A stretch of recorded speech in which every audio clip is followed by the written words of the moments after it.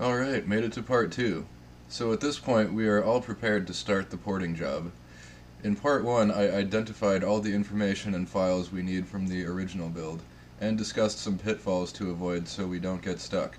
In part 2 here we are going to create our CMake list to define our build, and at the end we will successfully build the ELF file and load it on the target.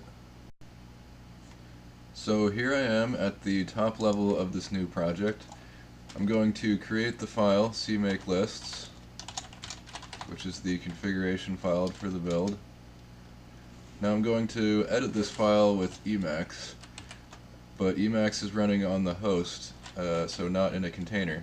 Since everything has been running as root so far in the container, that means Emacs can't access the file because it's owned by root. If we see that here, it's owned by root. So instead what I'll do is go back into the container. I'm going to delete the CMake lists. I'm going to create a new user, Docker user,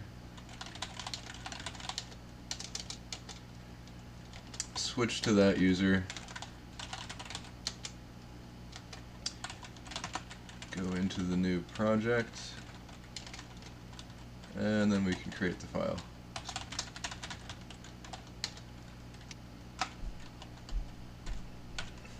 And we see here, now it's owned by Steve. It says Steve because Steve and Docker user have the same user ID. So now I'm going to copy over some boilerplate.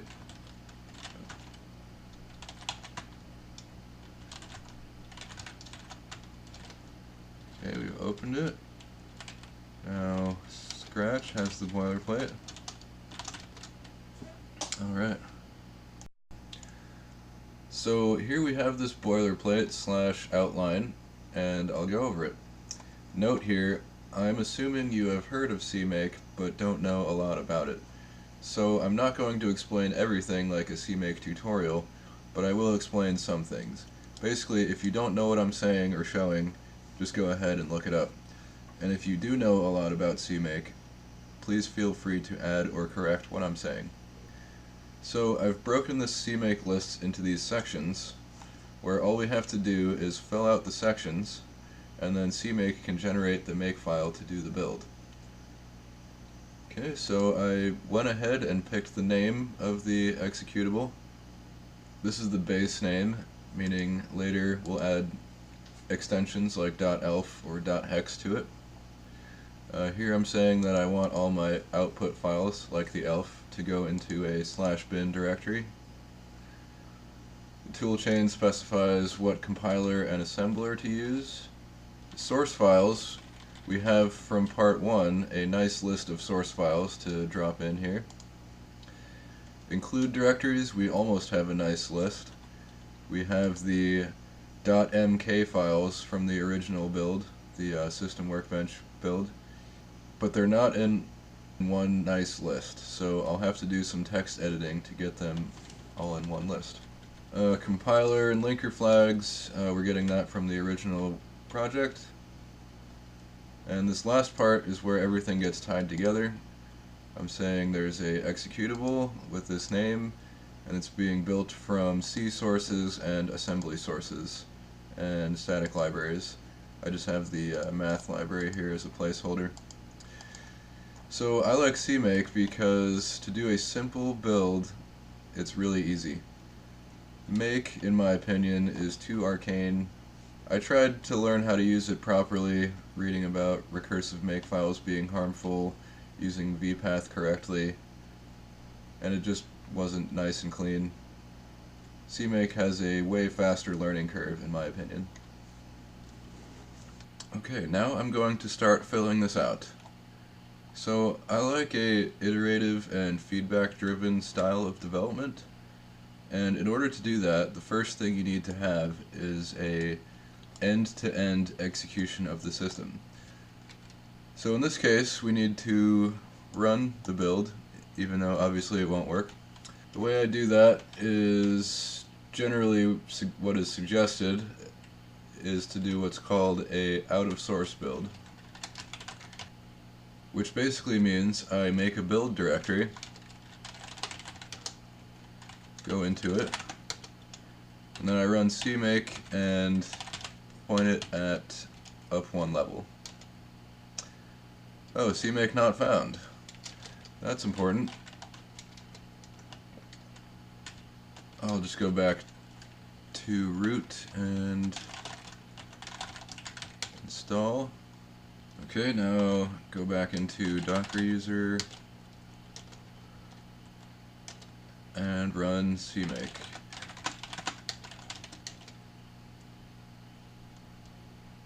And we get our first error. Great. It's saying incorrect number of arguments. Add executable takes the name and the list of things that it's built out of. And of course, these are empty. So the simplest thing we can do to make this work is to give it a source file. Okay, now I'll be occasionally referencing the other CMake lists that works, just for a quicker syntax reference. Okay, so here the list is called C sources. And which source do we want? Might as well say main.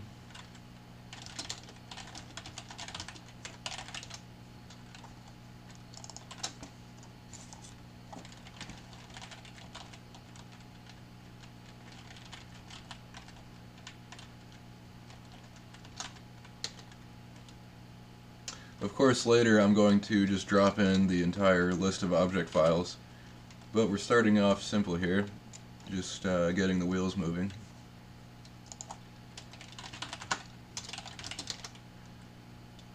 Okay, CMake worked, and then what you do is you run make. Note that CMake generated that make file there. Alright, we get a compiler error. Cannot find the header file. Okay, so we need the location of main.h. This information will come from the previous build in the subdir.mk files. So let's find those. And remembering that main is under application/user/core. Let's look at that one. And here we see the include directories, the I flags here. Let's grab them. Okay. Might as well grab all of them.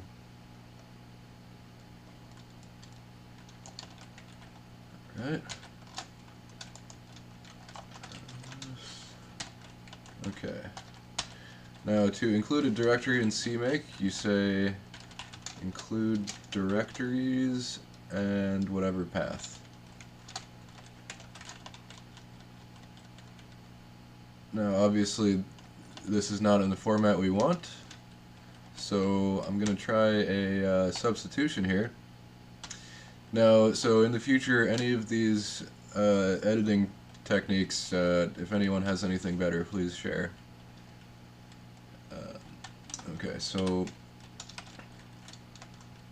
I'm gonna substitute space dash I, replace it with new line and ask me.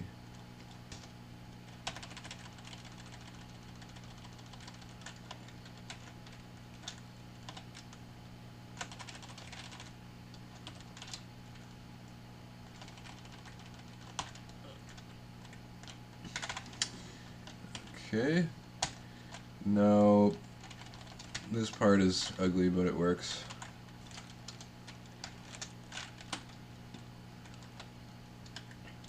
So I go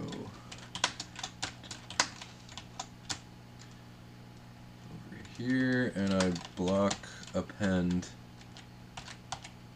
the closing paren. Alright.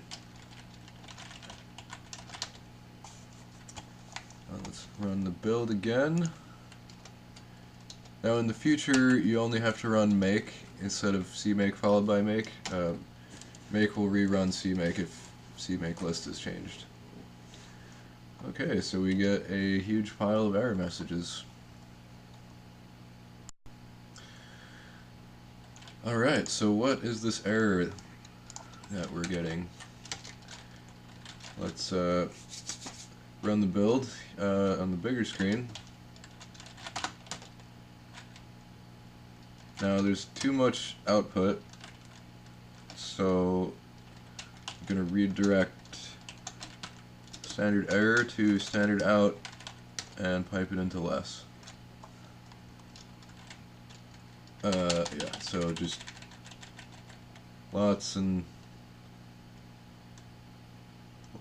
errors. Anyway, the very first one says what to do. It's saying we have not identified the STM32F7 device.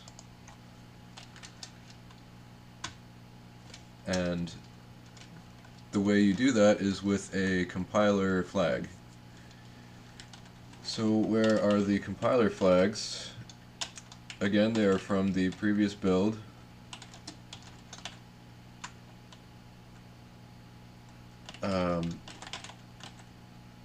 Yes, we can go to the same file.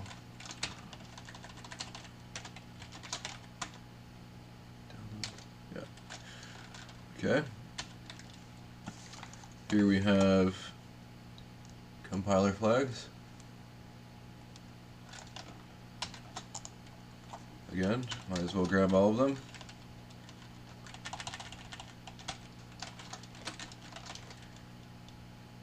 Okay, how did I do this? Flags. Oh, here. Okay, so CMake C flags is a special CMake variable. CMake knows what to do with it. And I usually put leading and trailing spaces here, just so when appending them, they don't get squished together with.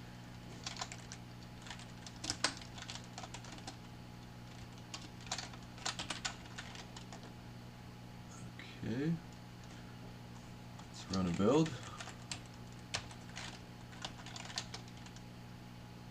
So what is this next error? It says unrecognized command line option thumb. MCPU is deprecated. So that is saying that we're using the wrong compiler. Obviously nothing was specified, so the default is going to be the native compiler as opposed to the cross compiler. So we're going to specify our tools like this. Okay, I'm going to use the GCC that comes with the system workbench. Might as well just show it to you because this is a pretty magical path.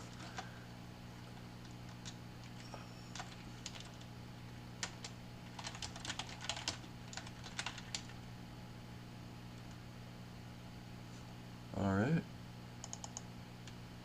We see that it is indeed there. Might as well just copy and paste it.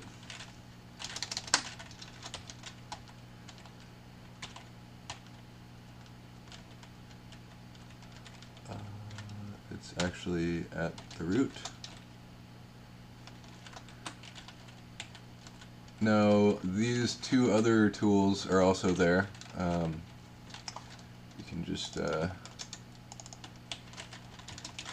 show that. Got the whole suite. So I'm going to put this base path into a variable. Set, oops.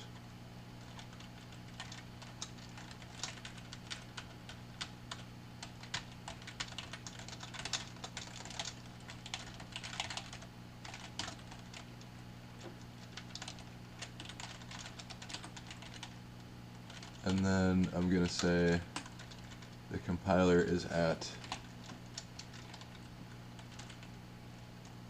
toolchain path slash, and these other ones are also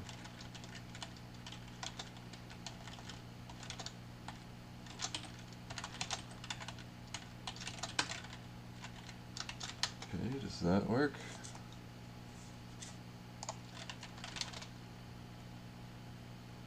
So this error is pretty odd, but when you Google for it, there's a very easy workaround.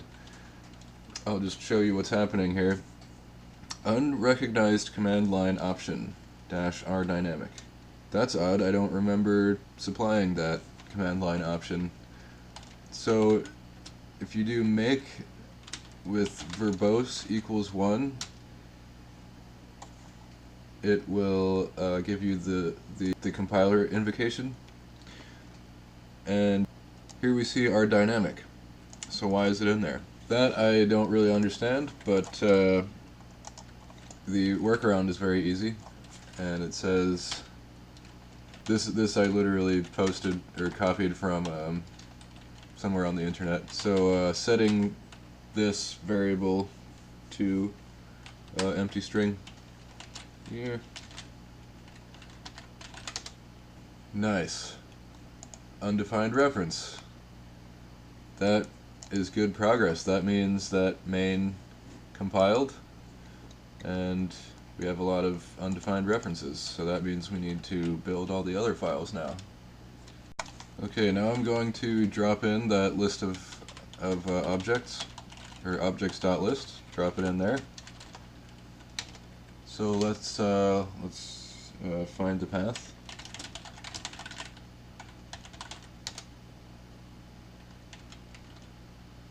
Exported demo value objects.list, copy.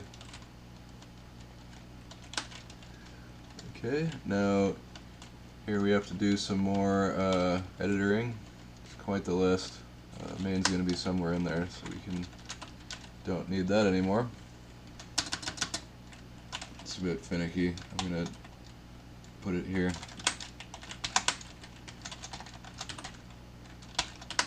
Okay, try this again.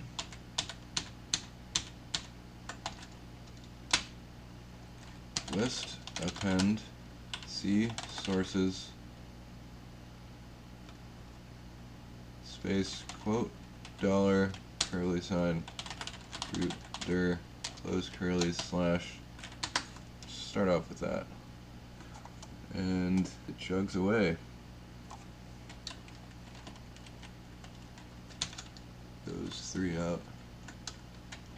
That might be it. So then we can just add our closing parens using that same technique.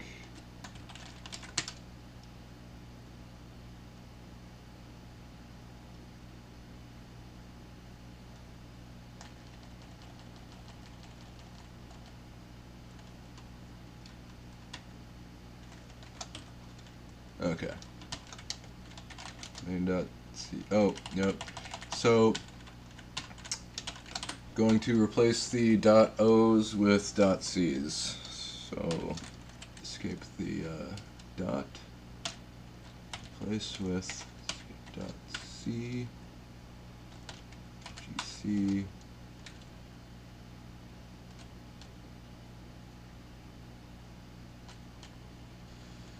Does that work?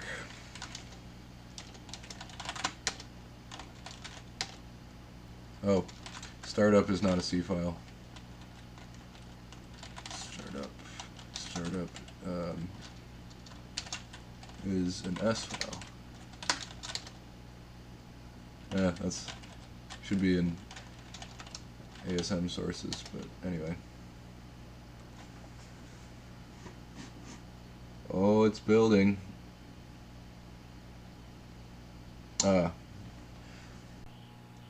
Okay, so as mentioned before, these resource files were not exported. So I'm going to have to copy them over from the original project. So first let's find them. find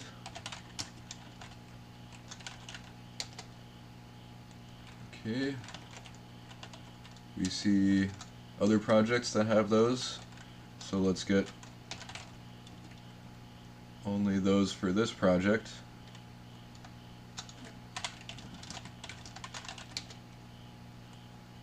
Okay, so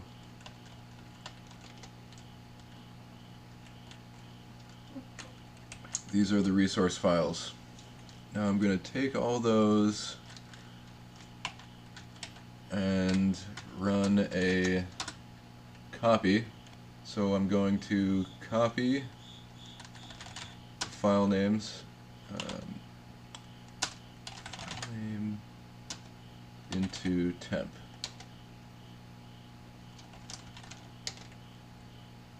Okay, so we have the files in the temp directory. Let's go back to the build. Okay, audio recorder res.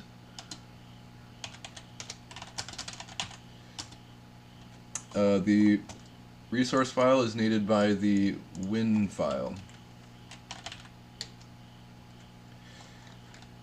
And the resource file has to be copied into the directory where the win file is.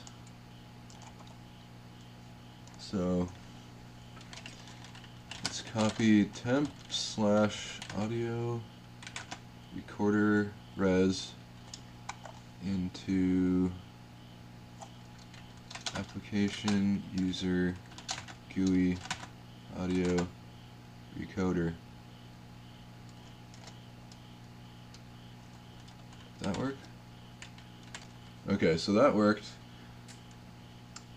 And now I'm just going to repeat the process for all of these. It's the same thing.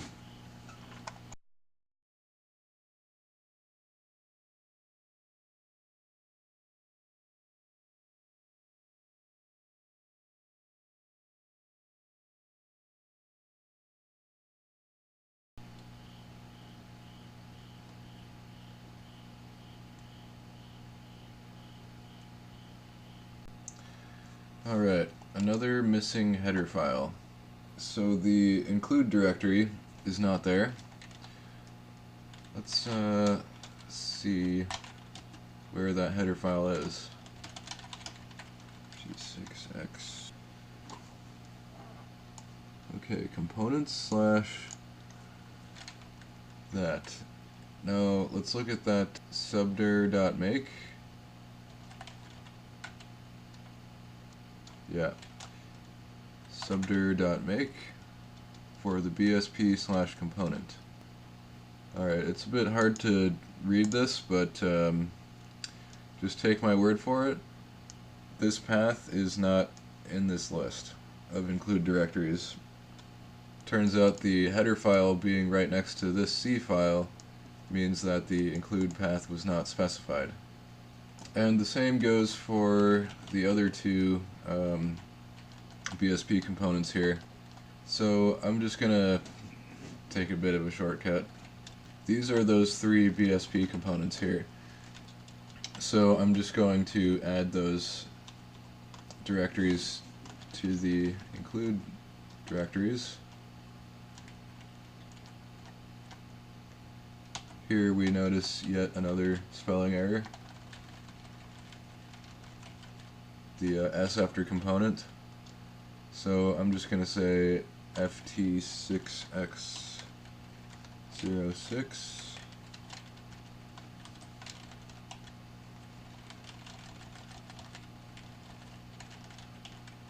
OTM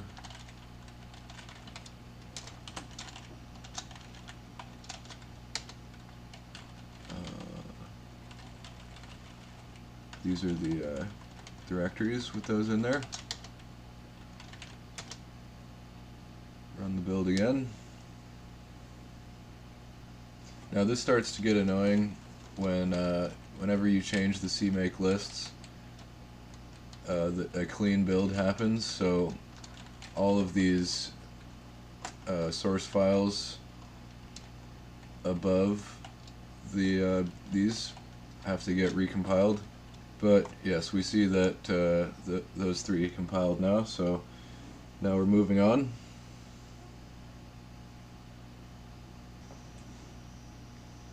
And here we have another included C file. So I'm going to do the same process as for the resource file. So let's find it.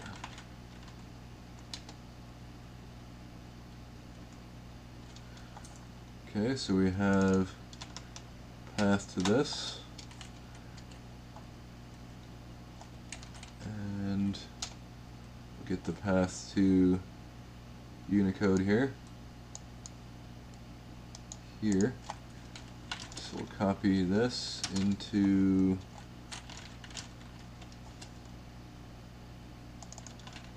this directory,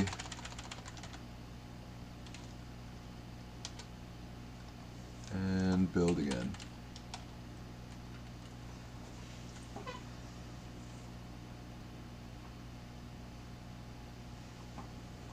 Good, made it to the end of this part.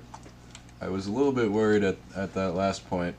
Random little things like that would continue to no end.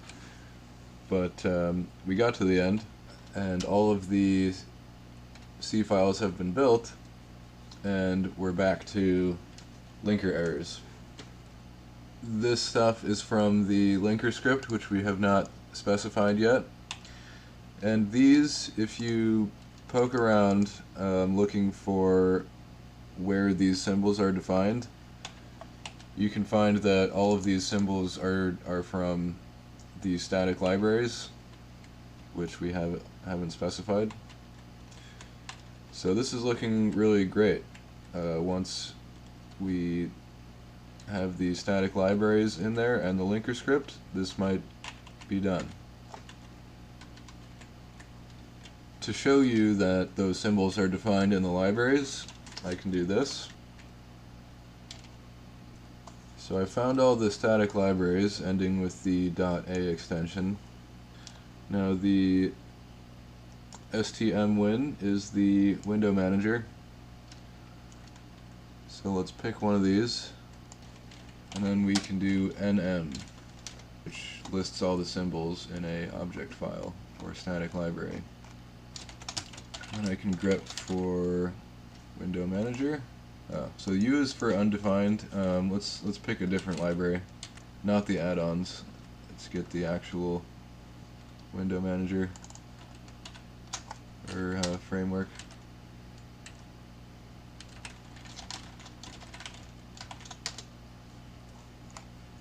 Okay, some of these are defined. The T means defined. Yeah, we have lots of WM stuff with a T, and T means it's defined here in the text section. So clearly there being so many T symbols that by linking in the libraries, the symbols will be resolved. So to add these static libraries, we're going to go to CMakeLists, and down here, looks like that. So I'm going to replace M with the full path to the static library. And the paths to those libraries, or the names of those libraries, are found again from the original build. So let's find them.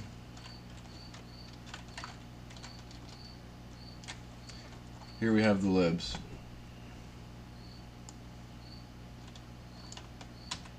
Let's just copy this so we have the names.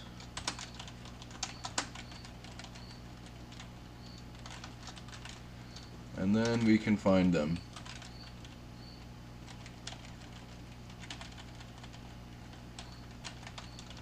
Okay. That's funny, they shipped identical copies of these libraries for the different ones here. I wonder if they're all the same.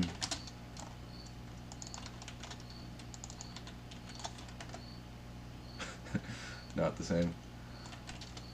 Okay, I'm just gonna not look into that. But anyway, this is the one we want, 769 Discovery.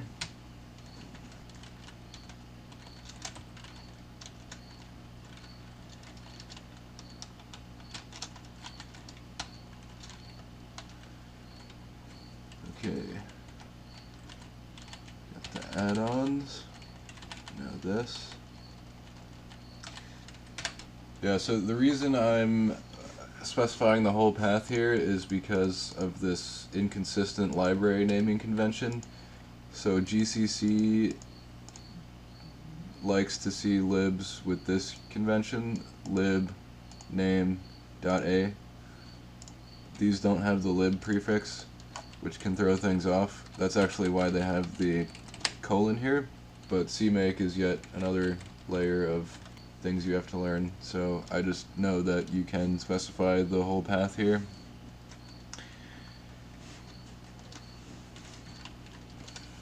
So let's find that.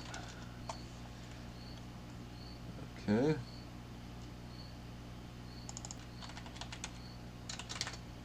Okay.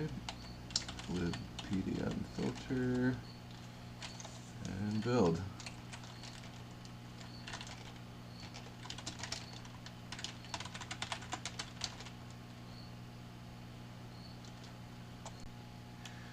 Very good. I can see the end in sight.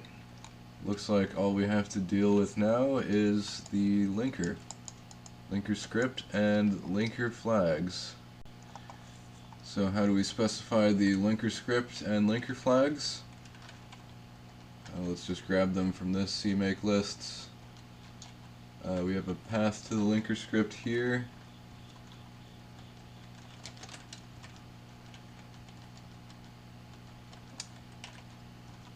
You're going to have the -t flag for GCC. Initialize the variable. And here tell CMake to apply those link flags. I have a different name here, target base name. And the linker script is located at right at the root. That's right. Okay, let's run that. Okay, looks a bit better. Let's grab the flags from the make file in the original project.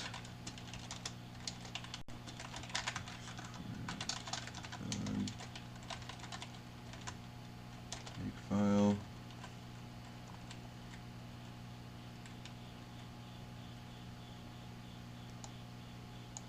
And down here, the new lib stuff, clib stuff.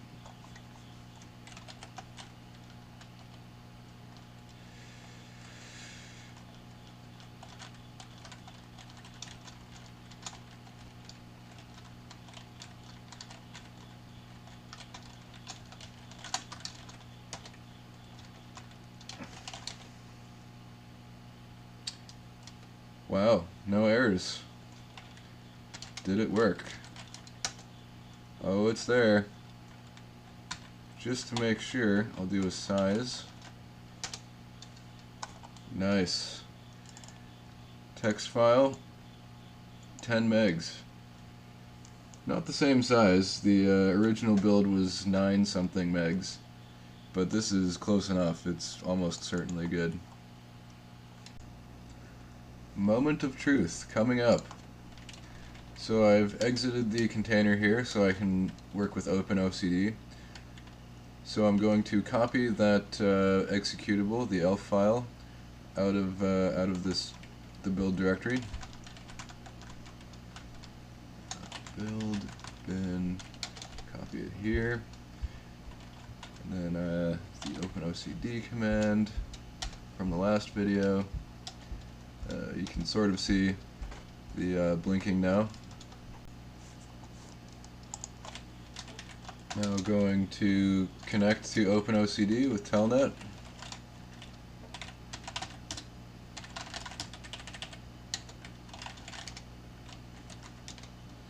Now I'm going to erase the flash. Bank 1, sector 0 to last. Alt the target. Erase. now I'm going to power cycle the target, so stop OCD, power cycle.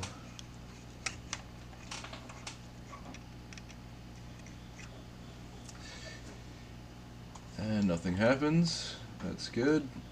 So now start up open OCD again. And now this time, going to use GDB.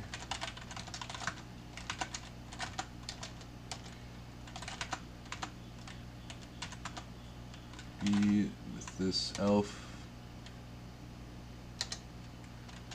Target, remote, host. Okay. Load. Good sign. I remember this size having bad in it. That's good.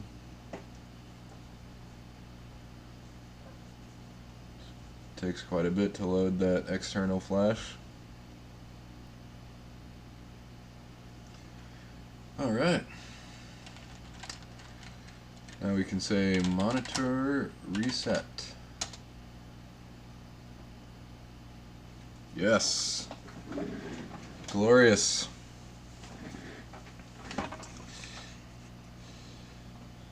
Now the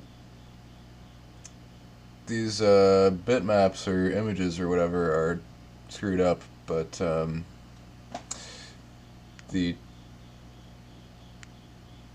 touchscreen does work, so it goes into this app. Go back. Yeah, the apps seem to work. I don't have any hardware connected, so can't really test, but clearly works.